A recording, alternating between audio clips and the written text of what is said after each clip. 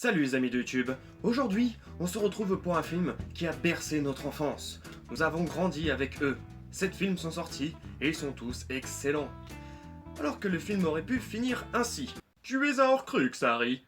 Je suis un quoi? Un Horcrux, et il faut te cacher. Pour toujours, pour que le Seigneur des Ténèbres ne ressuscite jamais.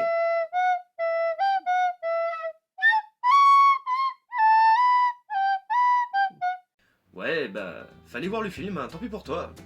Harry Potter à l'école des sorciers est passé en tête des votes. Alors, c'est parti!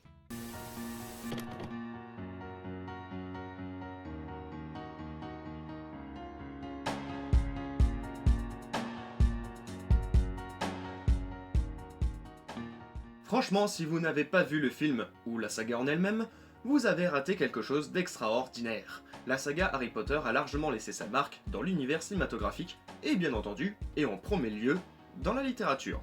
Si vous avez vécu comme un ermite depuis votre tendre enfance, voici un cours de rattrapage. Harry Potter est un jeune orphelin et élevé par son oncle Vernon et sa tante Pétunia qui le détestent. Il a pas de bol en plus.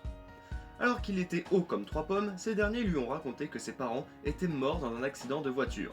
Le jour de son 11e anniversaire, Harry reçoit la visite inattendue d'un homme gigantesque se nommant Rubeus Hagrid. Celui-ci lui révèle qu'il est en fait le fils de 2 sorciers et qu'il possède lui aussi d'extraordinaires pouvoirs. C'est avec joie que le garçon accepte de suivre des cours à Poudlard, la célèbre école de sorcellerie. Protégé par Albus Dumbledore, le directeur de l'établissement, Harry va tenter d'élucider le mystère de la pierre philosophale. Ouais, honnêtement, si vous n'avez pas vu, vous avez raté quelque chose de vraiment magnifique, de magique. Enfin bref, voyons 5 faits sur ce film. Numéro 1. J.K. Rowling, à côté de la caméra. L'auteur de la saga littéraire Harry Potter a suivi de très près l'adaptation cinématographique de son premier livre. Au final, la jeune romancière avoue être très satisfaite du travail effectué par le réalisateur Chris Columbus. Mais saviez-vous qu'elle aurait pu apparaître dans le film? J.K. a ainsi révélé sur son site Pottermore qu'elle avait été pressentie pour jouer Lily Potter, la mère de Harry. Dans la scène du miroir, Rowling a finalement laissé sa place à Geraldine Somerville, parce qu'elle n'était pas actrice et qu'elle aurait tout fait foirer. Néanmoins, dans le script, les flashbacks dans lesquels Voldemort tue les parents de Harry ont été écrits par J.K. Rowling elle-même. Les producteurs ont pensé qu'elle serait la seule à pouvoir décrire ce qu'il serait exactement passé. Numéro 2. Doubler un géant. Interprète de l'imposant Rubeus Hagrid, gardien des clés de... Putain, toi tu commences sérieusement à me casser les couilles. Excusez-moi, les clés de Poudlard.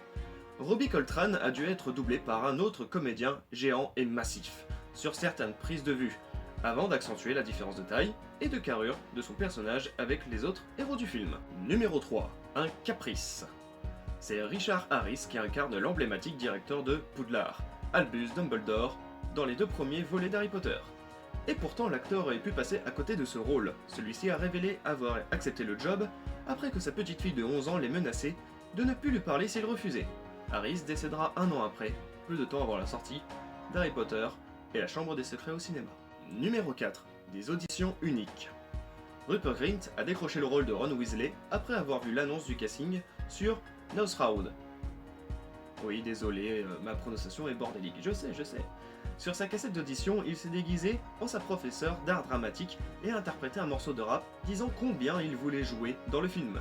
Emma Watson a décroché le rôle d'Hermione Granger après que des casteurs aient visité son école à Oxfordshire. J.K. Rowling a téléphoné à Emma Watson avant qu'elle ne se voie et a déclaré qu'elle était tombée amoureuse.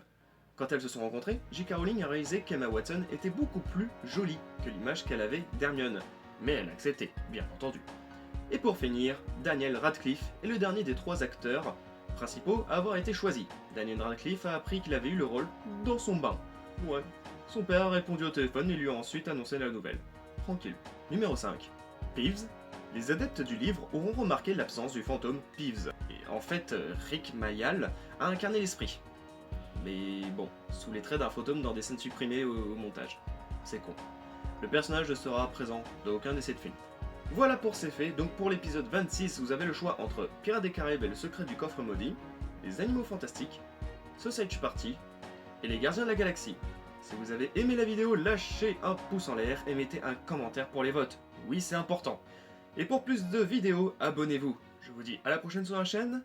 Salut les amis de YouTube.